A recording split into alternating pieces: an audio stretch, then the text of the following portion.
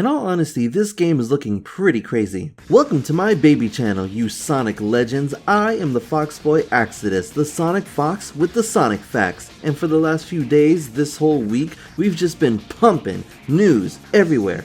Look, I still gotta post something for the Knuckles series here that I've been procrastinating to do because you know why. But going off the trailer, the gameplay, the interviews, DLC, it's wild. We're seeing Rail Canyon / Bullet Station, we're seeing Kingdom Valley, the website showed us that we're getting open zone aspects carried over from Sonic Frontiers philosophy, but in regards to the White Void from Generations, and it looks Kingdom Valley related, so maybe. In addition, the trailer music,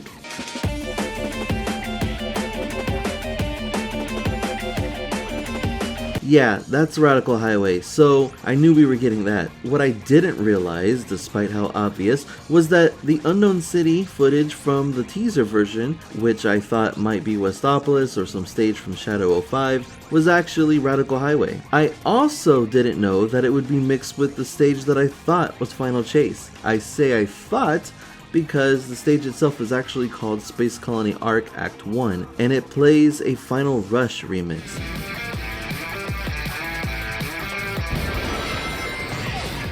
So they're not going for just revisiting stages, they're doing some wacky stuff with it. I noticed sections of the stage resembling other numerous ARC stages from both SA2 and Shadow 05. It's the only ARC stage that combines all the elements from the previous ARC stages into one. And that's glorious, by the way. As much as I don't think Frontiers gameplay and physics holds a candle to the Adventure gameplay and physics, I do think it's miles in the right direction, and at least looks like it plays well. Might be a bit jarring though for any newcomers or longtime fans to play Generations with Sonic and then switch to Shadow, who will have similar gameplay but with a different control scheme. For example, Sonic Generations goes back to having the homing attack as the same button as the jump button, but Frontiers has the homing attack on a separate button like Unleashed. Unless they adjusted this for modern Sonic's gameplay, it's possible. Classic Sonic was given the drop dash apparently. I mean, otherwise this is a bit janky, right?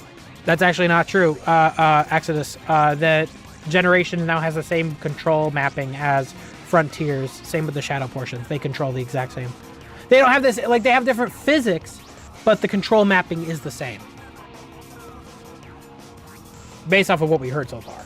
Oh, interesting. I think giving Shadow the spin dash would be the icing on the cake, but I haven't seen anyone use it yet. But if they did give him the spin dash, then it's interesting how the game now represents classic sort of adventure and a then modern boost gameplay style, all in one. In fact, I'm fascinated by Space Colony Arc stage being a culmination of the 10th anniversary, 20th anniversary, and 30th anniversary all in one stage. We have the Bio-Lizard fight, which is really exciting, and I think it's cool that it starts off so faithful too. I'm wondering how different Heroes and 06 stages will get, if they blend with other stages we haven't seen yet, and also if Space Colony Arc has more than one act. Will the other stages also have more than one act? Also, this legacy scan for Sonic is unexpected. It's going to be really cool to see what a modern constructed low poly adventure model will look and feel like, especially if it's not going to play like an adventure game, I assume. In addition, there's more DLC if you pre-order the game, but most notably, Terios! Terios, the Tinwreck, who is an obscure piece of Sonic history that elite fans know about and have spread the word on more and more in recent years.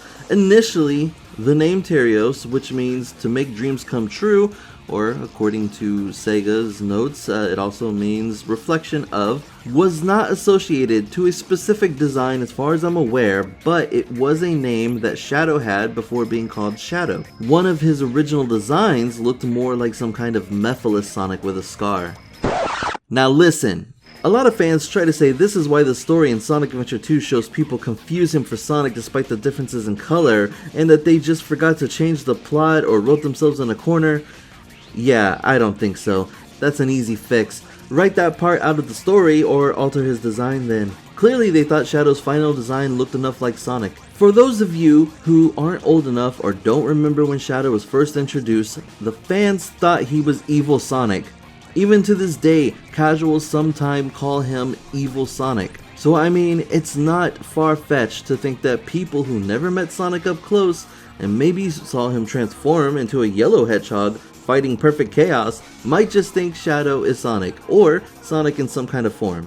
Anywho, Terios was also originally a Tenrec, which, funnily enough, there's a type of Tenrec I can totally see Shadow being. But they decided he'd be a hedgehog. Similarly, Silver was a mink named Venice before they changed him into a hedgehog, just throwing that out there. But now we just put all that together and we get Terios the Tenrec. Well, they don't actually specify that he's a Tenrec here, but, you know, it rolls off the tongue well, so. Lastly, we have Professor Gerald Robotnik's diary detailing Shadow's creation, and oh boy, this is personal for me.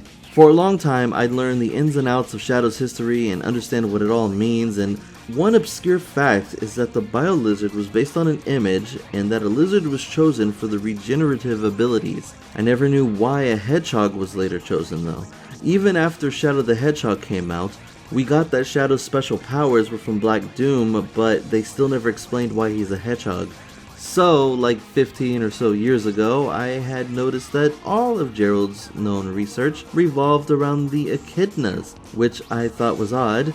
The Chaos Drives, the Artificial Chaos, the Altar of the Master Emerald, everything except for Gazoid, who was named Emerald by Sonic. But then we got Sonic Chronicles, which is considered no longer canon, but still details elements that are probably shadow canon, no pun intended.